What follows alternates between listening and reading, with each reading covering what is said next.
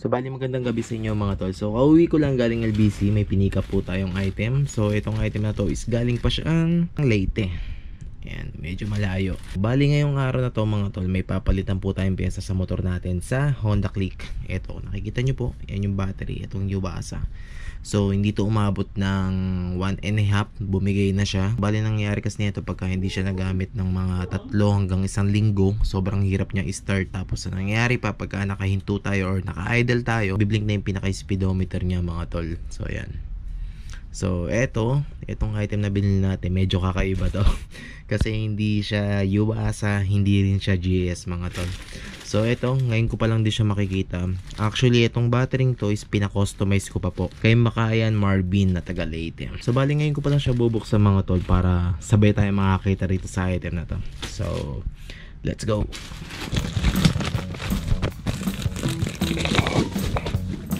Medyo makapal yung bubble wrap niya.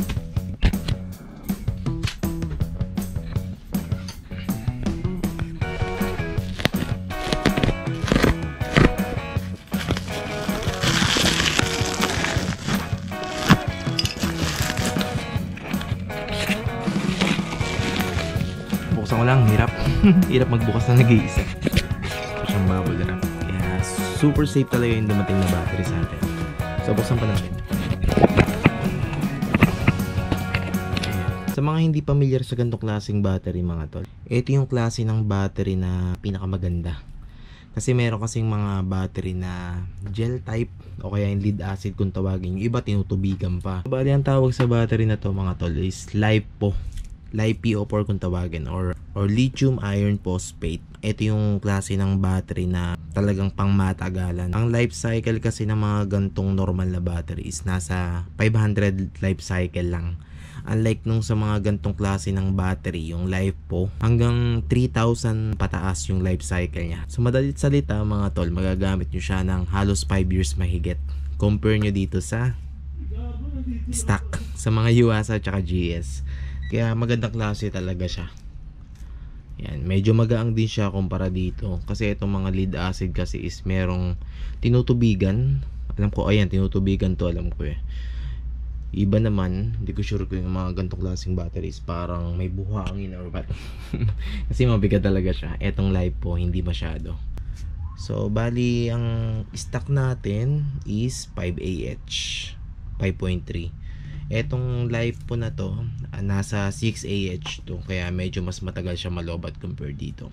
Tapos ang pinakamaganda pa doon mga tol, etong battery kasing to is nagkakahalaga ng 1,800 pataas kung hindi ako nagkakamali. Etong mga Yuasa na brand new, eto nagkakahalaga lang to ng 1,500.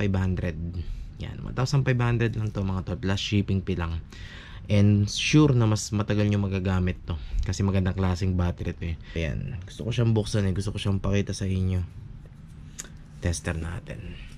Version 13.3. I-check ko lang kung matatanggal ko yung takip niya para mapakita ko sa inyo yung battery na nilagay. So let's go, wait lang po. So ayan, bali nabuksan natin siya mga tol. Ayan, tinanggal talaga yun no. Ayan, gusto kong ipakita kasi sa inyo yung loob nitong LiPo4. Ayan. Ayan, yan yung loob niya. Teka lang, hindi ko makuha. Ano ko rin. So, ito po ang loob niya. Ayan yung negative niya tsaka positive. So, sa loob niya may nakikita po kayo dito nakabalot sa blue. Ang tawag yata dyan is yung shrinkable tube wrap. Ang tawag yata dyan is shrinkable tube wrap. Yan. Bale, itong nasa loob niyan is 4 na cells. Yun yung LiPo4 mga tol. So, itong nakikita nyo nasa taas, ang tawag po dyan is active balancer. So, nilalagyan po ng ganyan kasi para mag-balance yung battery sa loob. So, bali kaya siya may active balancer mga tol. Itong nasa ibabaw. Kasi para mag-balance yung cells niya, itong nasa loob ng tube wrap na to, yung kulay blue.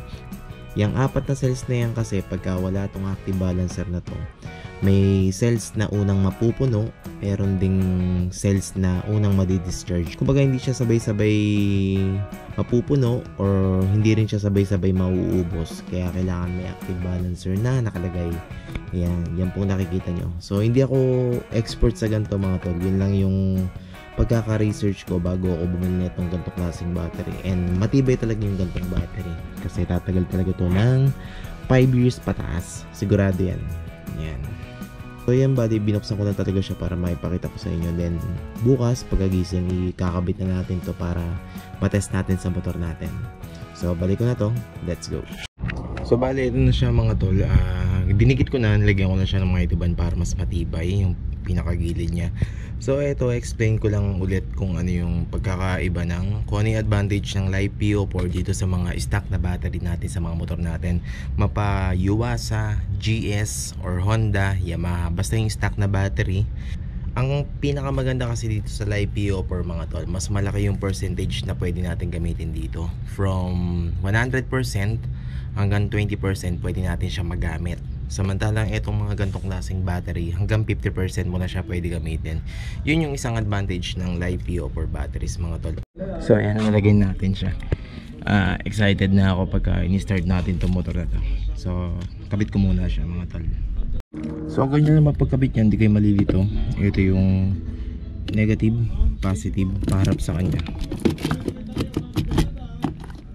Yan, tatap nyo lang yung mga yan. So ito na siya mga tol, naikabit ko na siya. 13.3 reading. Then i-start natin siya. Hindi ko muna talisin yung tester para makita nyo yung voltage niya habang naka-start. Then start natin. Uy, okay ah.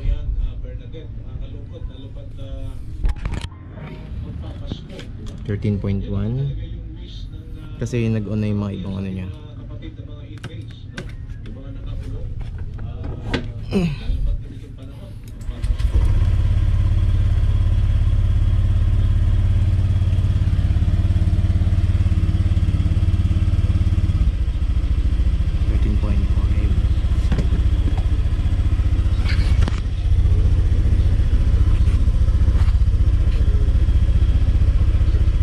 Starting niya, hindi yung parang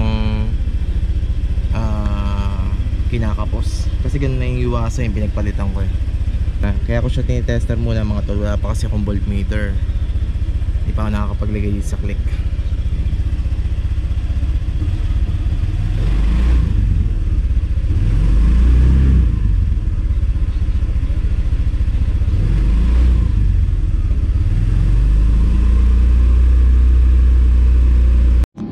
So bali ito na siya mga tol, nakapag-charge na siya kanina kasi pinagana ko siya ng around 30 minutes. Yan, nasa 14.2. Pero kanina bago ko ito patayin, nasa 14.5 to, umabot na siya. Malapit na siya mag 14.6. Then after niya mag 14.5, pinaandar ko pa ulit siya ng 30 minutes para ma-check ko kung tataas yung voltage niya. Hindi, nag-limit na siya hanggang 14.5. Then unang napansin ko dito sa Live PO4 mga tol, no, sinalpa ko dito sa motor, nasa 13.3 siya. Then nung unang start ko, kumarga siya ng siguro mga ilang minuto, yun nag 13.5 lang siya. Then piniga ko siya, naglilimit lang siya sa hanggang 13.6 lang, which is good yun tingin ko kasi unti-unti niyang pinupuno yung baterya. Kumbaga kung halimbawa nasa 13.6 pa lang yung pinupuno ng baterya natin, kahit pigain mo siya, hindi siya yung agad na aakit ng 14.5. Unlike dun sa mga lead acid or yung mga stock batteries na ginagamit natin mga tol, yun yung kung mapapansin nyo 12.6 yung resting nya. Then pagka pina-idle mo siya, nasa 13 volts pataas siya. Then pagka piniga mo, biglang hahataw ng 14.5. Tingin ko medyo hindi safe yun, and yun yung isa sa reason kung bakit madaling masira yung lead acid. Bigla siyang napupuno ng ganon kahit hindi naman dapat. Etong Live PO4, unti-unti siyang mapupuno. Kung umakit na siya ng 13.8, kahit pigain mo siya, hindi siya yung aakit agad ng 14.5 kahit anong piga mong gawin dyan. So pagka ginamit mo siya ng medyo isang oras or 30 minutes pataas yan, unti-unti nakakapagkarga yung battery niya. Tulad nito, nakapagkarga na siya, umabot na siya ng 14.2, pero pa-resting na to kasi kanina ko pa siya pinatay. Yan na yung mababa na yan kasi magre-resting yan ng mga 13.6 lalo pagka kinabukasan mo siya ginamit. So ayun, wala naman akong nakitang hindi maganda sa baterya na to. Ang ganda niya, bukod sa mas magaan, mas heavy duty talaga kasi ito aabot talaga to ng 5 to 8 years. Yan yung lifespan niya, hindi katulad sa mga lead acid. At the same time, mas mura siya kasi mabibili nyo lang siya ng 1.5, unlike sa mga Yuasa, mabibili nyo siya ng 1.9 to 2,100 kung di ako nagkakamali. So ayun, okay siya, ang ganda. Pati ang ganda ng mag-start ng motor na to, hindi na siya yung parang kinakapos. Try nating i-start.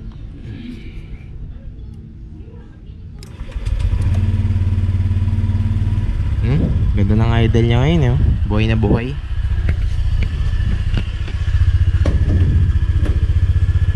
Yohon! Ngayon lang ako nakapag-test ng gantong klaseng battery kasi may binubuo kasi yung solar, mga tol. Doon ko na laman yung tungkol sa LiPo4. Then yung mga ibang user dyan na mas nakakaalam sa LiPo4, share nyo lang sa baba sa comment box para at least magkaroon ng idea yung mga gustong bumili nito soon. Tagal niya ito, mga tol. Tagal ng lifespan na itong LiPo4. Salamat.